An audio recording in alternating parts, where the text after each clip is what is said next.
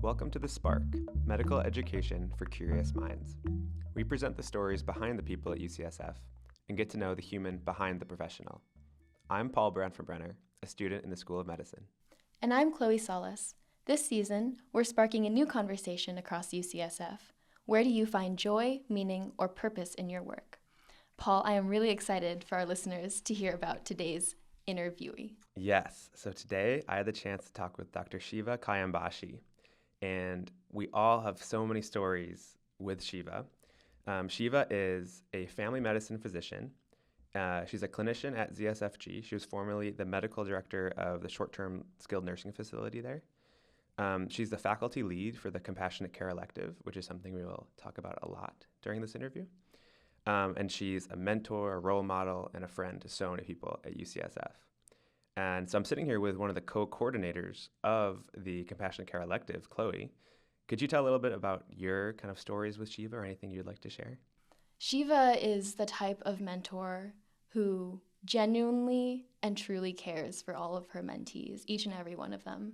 For example, this past Sunday, she carved out 2 hours of her evening time to meet with me and the other coordinators of the elective to talk about what to expect for clerkships when we head into the hospitals next year.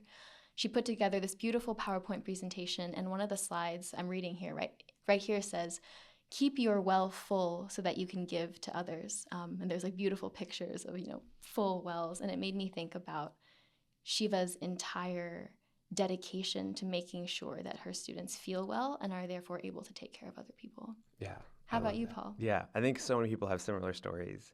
For me, as she was one of the first people I reached out to after starting school here, because I met her in the elective, and asked if she could meet up just to talk about life. And the email she sent back was one of the kindest emails I've ever received in my life.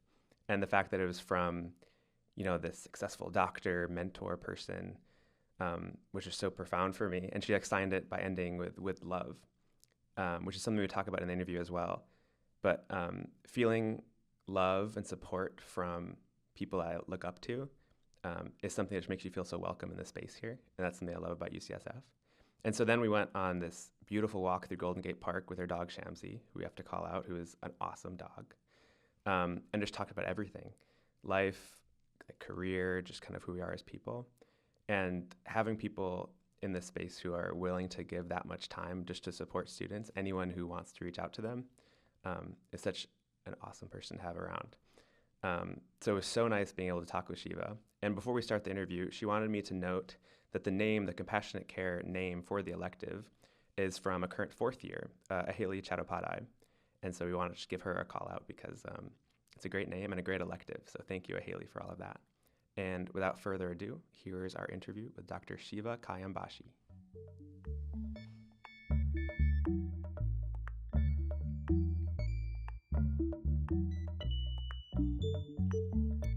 And welcome back to the Spark podcast. I'm here with our next guest, Dr. Shieva Khayam-Bashi.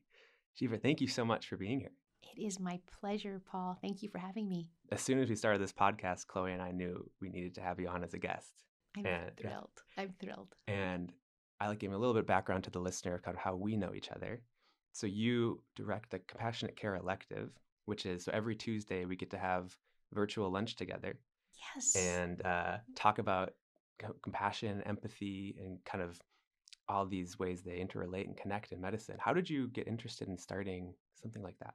Well, I've always been interested in the area and the just my interest in compassion and empathy and care in healthcare and love and meaning. Those are just from the time I might have been born. I think I kind of came into the world with that perspective. I'm exaggerating a little bit, but in terms of medicine, Paul, I always, from pre-medical through medical school, always knew that the reason we're here is not only to learn the science of medicine, which is fascinating and just beyond understanding in a lot of ways, but just amazing that we know so much. But I knew that caring for a person who has an illness wasn't only going to be in the science part and the knowledge part of, choosing what antibiotic or knowing, what type of disease this is on a pathophysiologic level. It's also going to be communicating the care to the patient, and that's the compassion and love and empathy. So in medical school, it was a little bit challenging, but that was what I really understood in my heart, that that's what I'm here for, is to try to integrate both the knowing of the mind and the knowing of my heart, and to connect with people. And then once I became an attending physician and a teacher, for many years, that's how I infused my teaching, is always at the bedside, in small groups. In any setting, I try to just bring that energy in with my students and with the patients. And then when I had the opportunity a few years ago, a change in my own work life happened for me, and it brought much more time and space for medical education. And so this has been something in my mind for many years, is let's create a way for students who are interested to come together and talk about what compassion and empathy are and how you integrate that into your educational path and your career path. Yeah, I've loved that we've been able to do it kind of so early in our career. So it's a bunch of first years and second years. And every week you're able to bring in a different speaker, and we have discussions just kind of about each topic. Yeah. How do you go about picking kind of what speakers to bring in? What are some things you're thinking about? Oh, it's really wonderful, Paul. The first year I did this, it was a whole different iteration, but we've been doing it for 4 years now. And the way it's worked out is after the first year, it really became student directed, and I rely on the students who did it the year before to come. And so a few students reached out to me after the first year, which I would have to admit wasn't the best iteration, as most things are not when the first time you do it. And then a couple of students reached out to me and said, would you be doing it again next year? And if so, I'd like to help. And so that's how each year it's worked out. So students, for example, this year in your class, no pressure, but if you're interested, you could come to me and tell me later on. And what we do is we meet in the course is held in the fall for first and second years mostly. And then by, sometime in the spring or before summer, somebody will reach out to me, and it's worked this way, and say, I'd love to be the student coordinator. So then we meet and talk about who are your favorite people you've met so far. And who have you heard of? And then we end up just dialoguing together about, and then we invite people and we try to set up the schedule. It's actually pretty easy. It's not it's not a very hard thing at all, but the inspiration comes from the students and myself. I mean, I have some amazing friends and colleagues over my 20-something years at San Francisco General that I know, and at UCSF. So I don't want to make it all my choices. So we try to integrate, and I've met so many amazing people because the students have brought them to the course and made them guest speakers. Yeah, it is so great that it's student driven like that. But I want to make sure you are like the heart and soul of that too. And there was a moment in one of our earlier weeks. I think we were kind of around an exam time, and you kind of sensed that some of our classmates were getting kind of stressed about the exam. And you said, just kind of off the cuff, this quote: "You will not always know enough, but you always be enough." And I looked around the room after you said that, and like some of my classmates were like tearing up. It was exactly what people needed to hear, because the perspective, I feel like it's easy to kind of lose what's important early on in medical school. There's a lot of pressure to kind of know everything, and you forget the real reason why we're learning all this stuff is to help people. Kind of, I don't know if you remember that moment specifically. I remember it do you so know well, what was going Paul. through your Yeah, head there? I do. I actually got goosebumps because I didn't expect those. I've never said those words exactly in that way, so I don't know where that exactly came from, but it is a concept that I know in my heart of hearts that is true. And I did feel the energy from your classmates that there was a lot on your minds. And I know I'm actually pretty far away from first year of medical school chronologically, but emotionally I'm actually still very with it, because when I think I'm a little too empathetic, I've been told that my whole life, but I feel where you are in a lot of ways, the anxiety and the uncertainty and the feeling of overwhelm. So every time I meet with my students, and you included, Paul, I just feel nobody's really exuding anxiety or fear, but I know where you are. You're being inundated with volumes of material that feel kind of impossible to learn. And I wish someone would have told me when I was a first year student, Shieva, it's really okay if you don't know everything or really understand everything that's being given to you. Do your best to be amazed by it, which I was. Do your best to be in awe and wonder of it, which I was. And do your best to learn it, which I did try. But no one told me that it also matters who you are. And so when I said that to your group, it felt real and it felt right. And I saw the looks on your faces actually, and that's how I knew that it was the right thing you needed to hear. Yeah. Thank you for the feedback. I'm glad to know that it landed. Yeah. Yeah. in kind of your perspective, kind of looking back on your training and where you are now, what are some ways that you feel like either worked for you or have worked for other students that kind of allow people to maintain that perspective through this training? For myself, it's a really different story than what I think is working, what could work.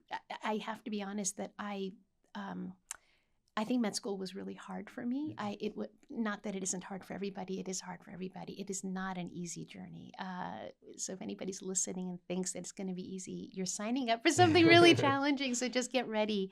And there's no way to really be ready, right? But you know this is your calling. This is what you're meant to do. You're intrigued by the science of it. You're intrigued by the caringness of it. And so for me, to answer your question, my experience was, I was a student in the late 80s and early 90s. This is a long time ago. And in that time, there was no language or even concept of taking care of yourself. That was just not a thing for many years. It's really fairly recent, actually. And I'm glad that's a thing and and it shouldn't just be words or lip service. It's real. You need to take care of yourself. But when I was a student, that was not a thing for most people in my generation. And so we sacrificed a lot. And so what I mean by that is sacrificed our health and our well-being. And it didn't necessarily, I don't think, made us any better. If we turned out to be great doctors out of that, it was in spite of it, not because of it. So my journey was challenging. My first couple of years were absolutely, first and second year are just, I was in a state of perpetual awe and wonder. I was a sociology major and I minored in chemistry. I knew I wanted to be a doctor, but I wanted to be balanced. And I was just in awe of anatomy. I would just sit on the floor with all my anatomy books around me in a circle, and I would just really have trouble focusing on the details because I was just in awe of the details. Like, how is it possible that in my body this has been designed and it's happening right now? And I would look at my hands and my fingers and, whichever nerves and muscle groups I was trying to learn, I would visualize, but I was really just overwhelmed, a lot of times overwhelmed with that sense of just amazement and awe. And I did study and I did okay, but there was a time when I didn't do well on some of my exams. I thought it was the end of the world. I wish somebody would have told me, Shieva, it's really not the end of the world. You will never know enough, but you are enough and you will always be enough. But I didn't hear that. So I took a lot of these things way too seriously about like, oh, I'll never be a good doctor because I didn't do well on my physiology exam and so on. And those first couple of years were the challenge of learning and studying and just performing. And then for me, third year and on, which is the clinical years, and I'm looking forward to talking to you as you get into that space too, Paul.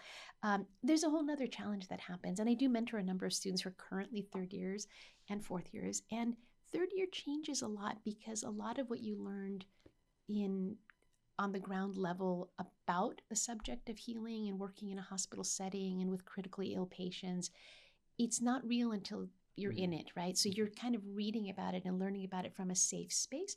And then once third year happens, you're kind of, in those days, they would call it like just being thrown into the lion's den. I mean, you were just thrown into, there's so many metaphors, like to the ocean, sink or swim, right? Those are the language in that era. So I found that really the most challenging. I found my sensitivity to people's suffering was always immense. And I had no real protection or methods to care for myself, really, not only the time not being allowed for self-reflection or self-care, but also just I don't think I had the resources. Like I hadn't lived long enough or had been prepared for those kinds of things, for the assault on me emotionally to take on the suffering of my patients because I really cared and I didn't know how to manage that. So that was something that I journeyed into and sort of figured out on my own by way of asking others, my residents or interns, sometimes in attending, like, how do you cope? How do you cope with this? And, somebody mentioned I read poetry. So I went looking for poetry, and someone mentioned, well, I read literature, and I would go looking. Somebody mentioned she was Christian. So I went looking into Christianity and other religions and spirituality. And I just sort of explored and found my way. I wish that it were different and more structured. Like after I found my way to holding on to my sense of who I am and that it's valuable that I care for people and not a detriment, but I just need to learn how to hone that skill and not be destroyed by it. Once I kind of learned that, and it's a process, it's not done learning, it's a lifelong process. But once I got to a better place around it and more of a handle of what helps me, And I'd be happy to talk about that later if you'd like. But once I got that, then I, was very interested in teaching always. So as a teacher of medicine and in medical school, I just know there is no other way to teach than to attend to the person who's learning medicine, just like the person who's my patient, right? We're all people who are in roles. So I always just try to, help people know that they are important, that they are valued, your feelings matter, and learning how to cope with them and how to manage them, I think should be a part of medical education. Yeah. So to answer the part of your question about like how do students do it now, there's more structure, there's more care, there's more attention to self-care. I really love UCSF I think there's a lot of um, intentionality and true sincerity around wanting our students and our learners to be able to take care of themselves and to receive care that they need for all kinds of things that come up because life keeps happening. At the same time, there's the competing force of you still need to learn all of this. And I have heard students still say, we're told that we need to take care of ourselves, but when, right? When we don't have, so that hasn't changed in all these years. The nature of the volume of material to learn, there's probably more to learn now than there was 30 years ago, right? So how are you supposed to do that and also take care of yourself and also find balance? And I still think that time issue is probably the biggest challenge in medical education. Yeah. And one thing I would love to add as the resources that a ton of my classmates have is we have mentors like you. And I think that can't be understated how important it is, especially I'm 2 or 3 months into medical school and already there's so many people at UCSF who really care about students.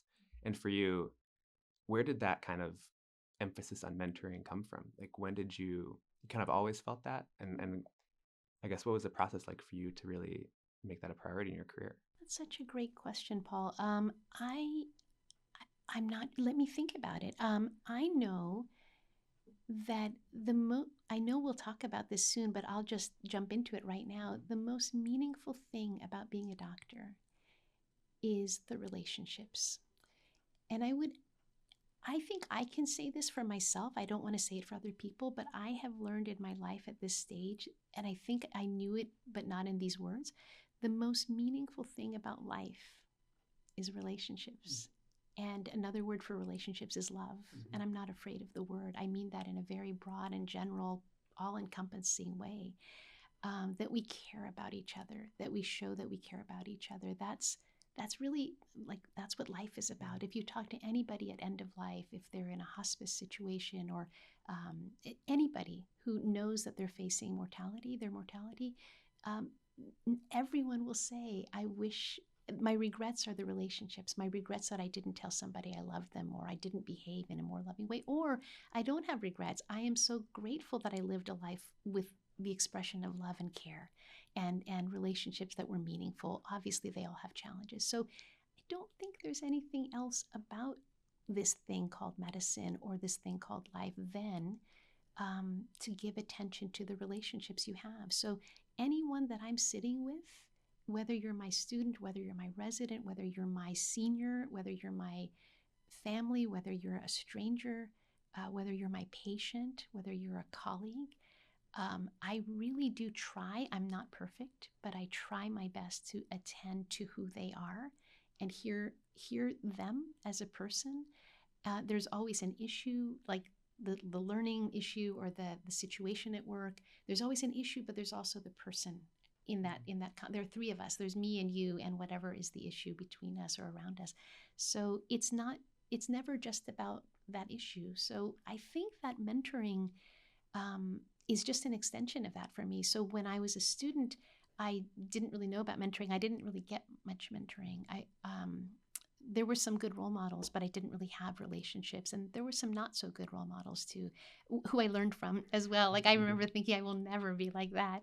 And then once I graduated and I spent some time in the community, and then I became an attending doctor when I came back to San Francisco General. As soon as I had my first experience with teaching students in the clinic or on the wards in the hospital, there is no doubt in my mind that there's the patient and their experience and their family's experience, and there's the student or resident and their experience, both functionally as students or residents, but also emotionally and spiritually as who they are. And then there's me and my experience too. So there's a lot of experience going around that we have to kind of be attentive to. And if you give attention, loving, caring, sincere attention to the person in front of you, they grow better and the relationship is better. And so for me, and there's so much meaning and joy that's mutual in that. So why not? It's like when you tend to a garden, you know, there's seeds and flowers, and if you water them and care for them, they grow, and that makes you happy. So it's always a win-win kind of, you know. So for me, it seems selfless. It always seems selfless when someone is giving, but you really need to see the whole picture. There's a lot of return. There's a lot of return. I get such joy. You know, Paul, when we met and talked one time, it was so joyful for me to sit with you and listen and hear your story and your goals and your dreams and your experience, and then to reflect with you and to get to share mine. And that relationship is what it's all about. Yeah. So that's what mentoring is. It's not something magical that the mentor has and pours into somebody. It's this relationship. Yeah. One of the biggest things I feel like you touched on too is bringing love into the equation. And I think one thing that really made me take a step back is one of your first emails I got from you, you sign it off with much love or with love. And that's just, I kind of epitomizes like who you are as a person, kind of sharing that with the world. At what point in your life did you really feel like that was an important thing to kind of share with everyone around you, especially in a medical setting? Because that's something, as you brought up, is kind of a rare thing. I got some courage. You get, when you're a student, you don't have a lot of power, right? You think you know what you know, but you don't really have a loud or a heard voice very often. But I knew in medical school that it mattered. I would sit with patients. I would always be the last student or person in a room with a patient when we would round, because I would be sitting with them and holding their hand while the team was telling things to them. And then I would come back. And I know a lot of students like that, like you and others who you're going to be that person also. But I wasn't encouraged. I was really often reprimanded. I have a couple of stories that I could share. I don't want to make it negative, but I didn't take them seriously because I knew that it's not wrong. It's not wrong to care for the person. And if somebody's telling me it's wrong, they're probably wrong. And maybe they're stressed and they don't have time. But so then really what happened for me is once I became a resident, once I graduated and and I had residency, my experience was awesome. I did family medicine in there's no longer this county hospital, but it was a county hospital in Modesto, which has since shut down, as many county hospitals have for funding reasons. But at the time, I was with 8 or 9 classmates, and each year they're 3 years, and we ran the county hospital in Modesto, all family medicine. I had amazing mentors and teachers, amazing resident classmates, and we sort of just ran the hospital and took care of people and helped each other and supported each other. It was really one of the best experiences of my life, really, those 3 years, by comparison to the difficulties that I felt, the unsupportedness that I felt in medical school, through no fault of anyone. It was really the systems kind of an issue. But I felt, no one per se told me, but I felt empowered to be my own person, and I tell students this: when you graduate and you become a doctor, you're not suddenly a doctor, like you don't really know everything, but you actually have a lot more authority. Now you are the doctor, you are the intern the first year or the second year, but you have more authority to be you and to obviously always run all of your medical care with a conscience and the right thinking around what to do for people. But also your relationships they're your relationships, they're your patients, they're yours, you are each other's. And so for me, there were times when with patients I would give them a hug. They would ask for a hug, or I would offer a hug, but I learned to trust my instinct, always with caution, always with care about not offering something that might not be wanted, but always reading cues from your patients and the families.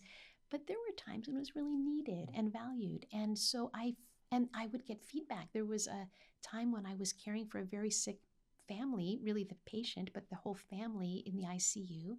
And I was an intern, and I think this was one of my very big moments. Can I share that with you now? Of course, I would love to hear that. So it was my first year, and this patient was critically ill. And really, what I was learning from my attending doctor, because you're still learning a lot in your first year, especially, was that this was not going to be a winning battle. This poor man was going to probably not survive this. And so she asked me to have the family meeting outside the ICU with the son and the daughter, who were like teenagers or maybe a little older, and the wife, and maybe there was another family member.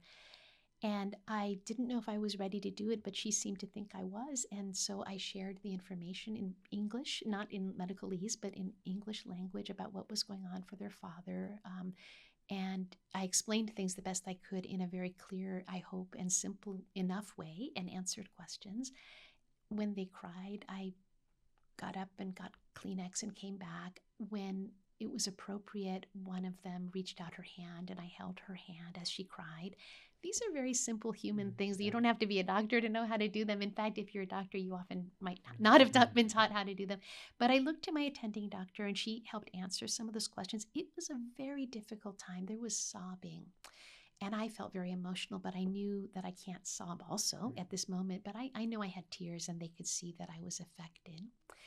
And after it all, there were backs and forths, and I gave them updates. And at the end of that night, their loved one, their father, husband, loved one passed away, and they were able to come in and say goodbye. And it was meaningful. It was a really deeply meaningful, and I think the biggest moment of their lives, actually.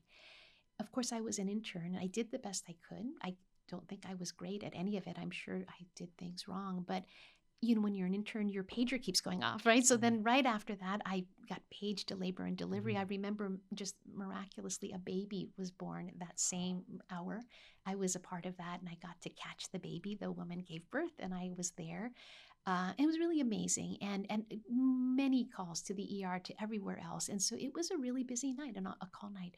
And meanwhile, life continued for me. Being an intern in residence, really busy. You're very overwhelmed with things that are occupying your time. And about a year later, I'm a second-year resident, and I'm rounding in the wards of the hospital, and I'm just being busy, right? And I'm trying to be attentive and caring. And what happened was there was a family down, I saw in the periphery of my vision down the hall, who looked well-dressed and were carrying flowers. I assumed they were asking directions. I assumed they were looking to visit a patient. And one of the nurses pointed in my direction, so I assumed they were coming down the hall. And I just kept doing my notes and working. And then they came up to me and paused. And I looked up. I thought maybe they need directions to somebody's room. And they looked at me and said, "Are you Dr. Khayam-Bashi?" And I said, "Yes, I am." I didn't know how they would know that. And they looked at me, and they all had tears. And they said, "Today is the anniversary of our father's death. A year ago today, you took care of my dad and our family when he was dying in the ICU. And we were going to the funeral, but we wanted to come here, not the funeral, the cemetery, but we wanted to come here and to see if we could find you and thank you and tell you that we remember your kindness." Oh my gosh. Yeah, I was just stunned. I didn't have words. I was really just stunned that they remembered me, and that whatever I did or said a year ago, and a lot's happened for everyone, that mattered. Yeah. So it made me all the more aware that I need to really be attentive to every moment. When, there's a favorite quote I have that I remember Mother Teresa said, "We can do no great things, only small things with great love." And so your question about love is that I realized that there are times when I say to a patient, I'm careful about how I say it. I don't want it to be misread, but I'll say, "We love you, Mr. Jones," on the unit, or, "We really care about you. I really care about you." I feel like being explicit really matters. And so I've learned that family made a big difference to me, really, that they validated in a way that I don't think anyone could have, that who you are and how you are with people really matters. It's not just the medical information and knowledge really matters too. I needed my attending who knew a lot about ICU care to guide that, and I learned a lot. There's no question, no one will say you should not learn enough, but don't ever think that's all you need to do. You also need to build your own sense of spirit and who you are. So for me, Paul, the idea of love, and I've read wonderful, authors over the years who are not afraid of the word. And I think what the world does need now and always is more love. And so I started to just decide that I'm going to just be explicit. I'm just going to use the word. And so as an attending doctor, I would, when appropriate, I would sometimes end my email messages, with love.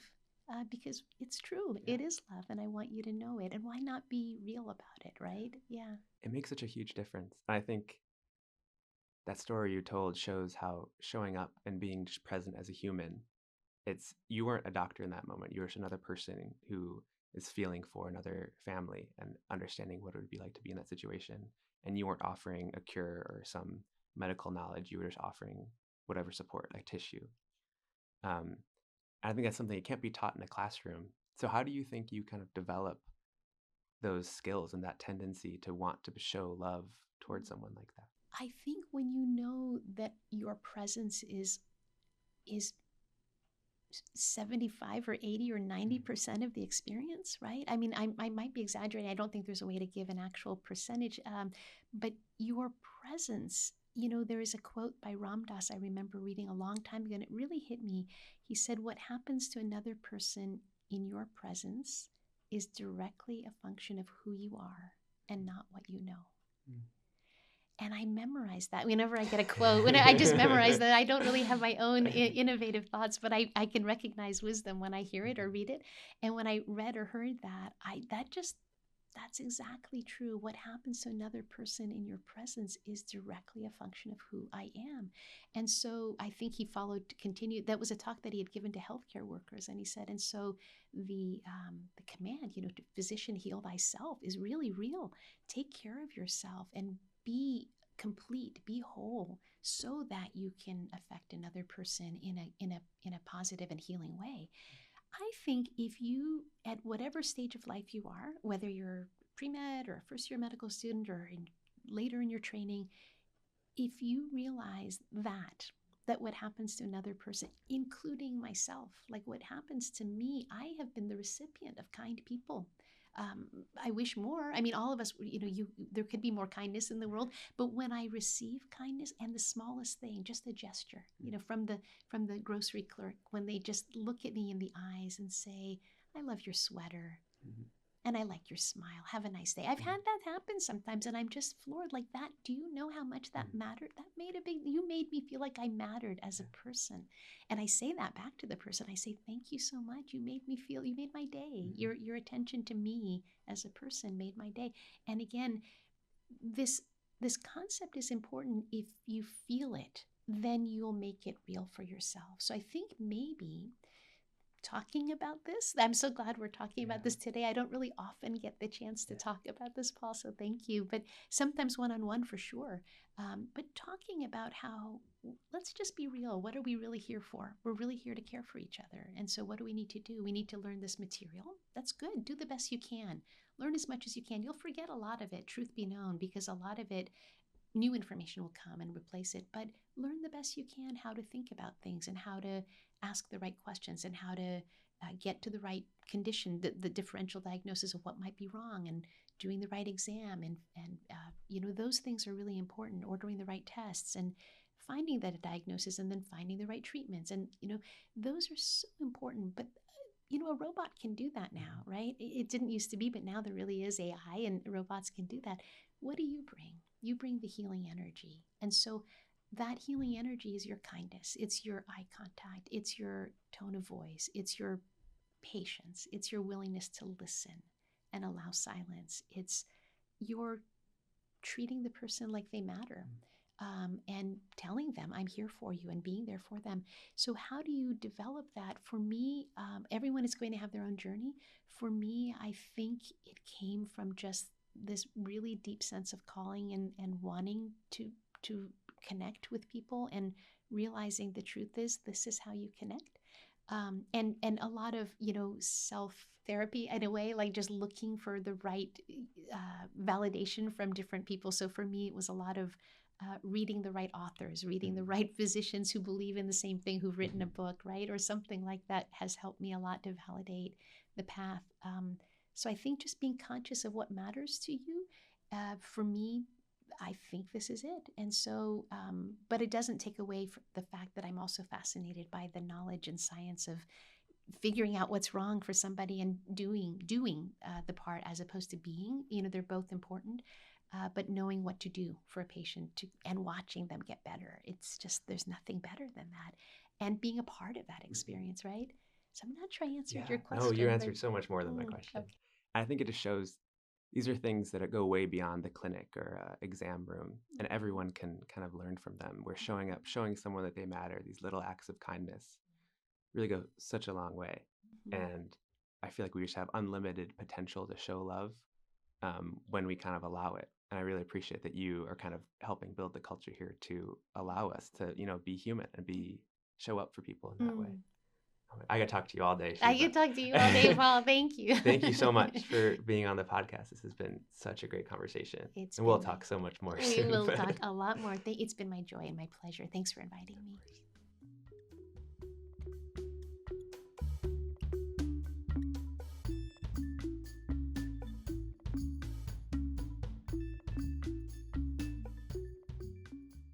I think my favorite line from this episode, and a line that I actually do hear from Shieva a lot as one of my mentors, is, "You will not always know enough, but you will always be enough." And I feel like that is a line that encapsulates everything that Shieva is as a physician, as a mentor, as a teacher. What about you, Paul? Yeah, I talked a little bit about it in the episode, but I'll never forget that first moment when she brought it up in our compassionate care elective, and just to see the looks on my peers' faces.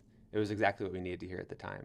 And kind of building off of that, I think one thing I've really learned from Shieva is how to allow yourself to bring love into clinical settings and working with patients as well as our colleagues. And the way that she uses love reminded me a lot of Bell Hooks. She wrote All About Love, and which I recently read. And a definition she has, she describes love as the combination of care, commitment, knowledge, responsibility, respect, and trust. And I think those are all aspects that should be present in care and taking care of patients. And so the ability for Shieva to bring love into clinical settings and be brave enough to use that word and bring those kind of emotions into it, I think is just so powerful and important. Absolutely. I think a lot of the times in medicine, we try to stray away from the emotional aspects of the practice and focus on the biomedical, the biopsychosocial, but acknowledging that clinicians can carry these feelings with them is really important. Your commentary about the book that you had recently read, which I know you read with a few of your classmates, made me think about how I met Shieva, which was last year through the UCSF Medical Humanities Inquiry Immersion class. And to our listeners, one special and sort of new thing that Paul and I wanted to try for this episode was reading one of Shieva's poems, which she shared with us during that class. And Paul, I'll let you take it away. Yeah, this is one of my favorite poems. So it's a Mary Oliver poem, who I'm a big fan of. It's Wild Geese. And so I recently also just took the same medical humanities mini course where we spent 2 weeks kind of diving into different medical humanities topics. And Shieva opened the whole course with reading this poem, which is how I will end this episode as well. So here it is, Wild Geese by Mary Oliver. You do not have to be good. You do not have to walk on your knees for 100 miles through the desert repenting. You only have to let the soft animal of your body love what it loves.